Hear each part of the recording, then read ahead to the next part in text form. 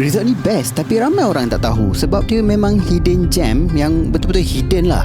Tapi bila dah sampai sini, memang puas hati. Save video ni sekarang sebab kita orang nak share 5 sebab kenapa korang pun kena datang sini.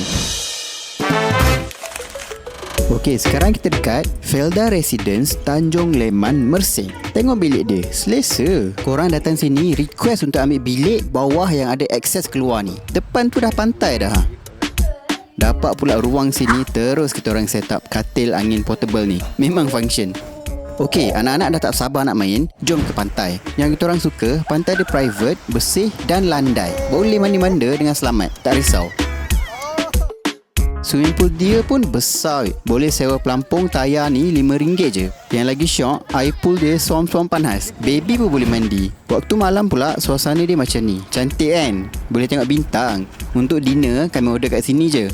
Ada satu family tu, diorang siap piknik depan bilik lagi. Next time kita orang nak try. Sini pun sebenarnya ada games room, karaoke room, rock climbing, sewa basikal. Banyaklah aktiviti boleh buat. Ini pula diorang punya breakfast. Tak adalah wow sangat, tapi just nice lah.